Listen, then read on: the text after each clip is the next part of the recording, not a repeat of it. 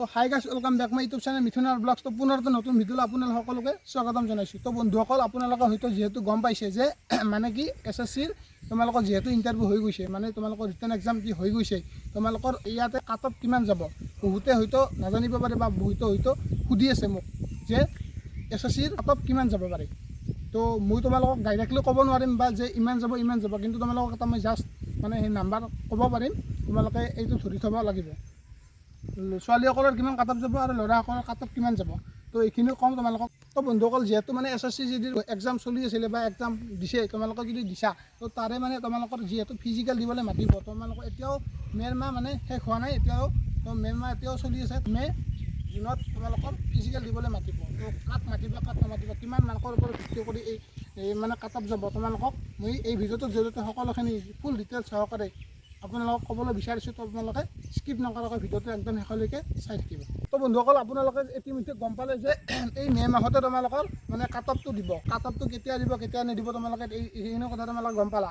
তো এতিয়া কৰিছোঁ তোমাতে মানে কাট অফ কিমান যাব বা ফিজিকেলত কিমান কি লাগিব।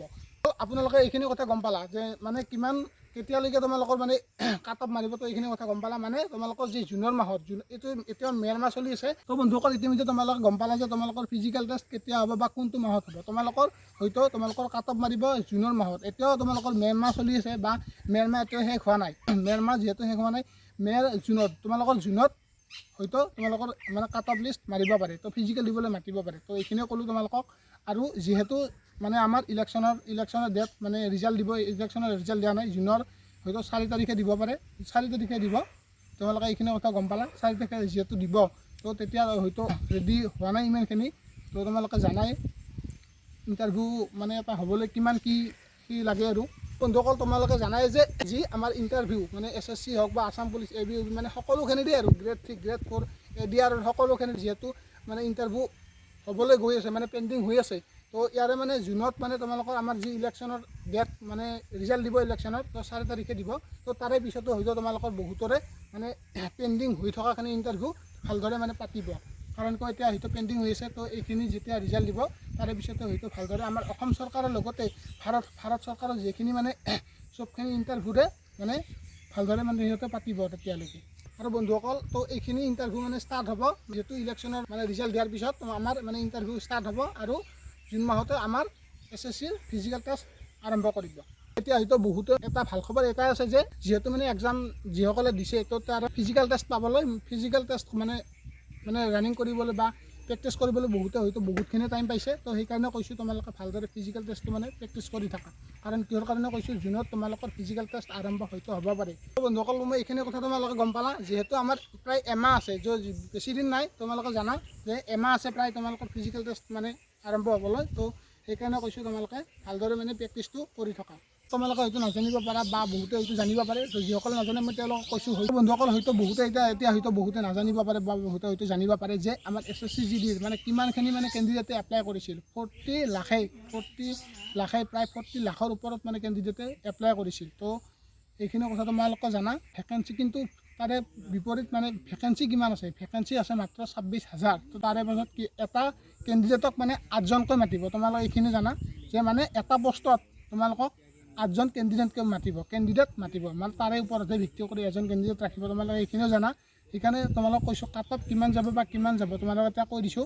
তোমালোকে ফিজিকেলৰ কথা জানাই, মানে ছোৱালীসকলক কৈ দিছোঁ। তো ফিজিকেল টেষ্টত তোমালোকৰ মানে ৰানিং হ'ব 1600 মিটাৰ আৰু টাইম দিব তোমালোকক 8 মিনিট 30 ছেকেণ্ড। হয় বন্ধুসকল, 8 মিনিট 30 ছেকেণ্ড দিব। আৰু ছোৱালীসকলৰ ৰানিং হ'ব 1600 মিটাৰ। আৰু ল'ৰাসকলৰ কৈ দিছোঁ, ল'ৰাসকলৰ ৰানিং হ'ব ফিজিকেল টেষ্টত কৈ দিছোঁ, ল'ৰাসকলৰ ৰানিং হ'ব 5 কিলোমিটাৰ। টাইম দিবা হ'ব তোমালোকক 24 মিনিট। তো তোমালোকৰ 24 মিনিটত কোনো ধৰণৰ মাৰ্ক নাথাকে ইয়াতে, কোনো ধৰণৰ পাৰ্চেণ্টেজ বা কোনো ধৰণৰ মাৰ্ক নাথাকে। তোমালোকে জাষ্ট ইয়াতে মানে পাছ কৰিব লাগিব। অনলি পাছ কৰিলে তোমালোকে চিলেক্টেড, মানে পাছ কৰিবা। তোমালোকে যেনে তেনে সোমাব লাগিব। এনেই মানে তোমালোকৰ 24 মিনিট টাইম দিব। 24, 25 বা 24, 24.5 এনেখিনি সোমালে তোমালোকে নহ'ব। মানে 24ৰ আগত তোমালোকে সোমাব লাগিব। কিন্তু তোমালোকে যেনে তেনে তোমালোকে এইটো পাৰিবাই। কিন্তু খোজকাঢ়িলেতো নহ'ব, তোমালোকে অলপ দৌৰিব লাগিব। দৌৰিলে তোমালোকে এইটোত পাছ কৰিবাই।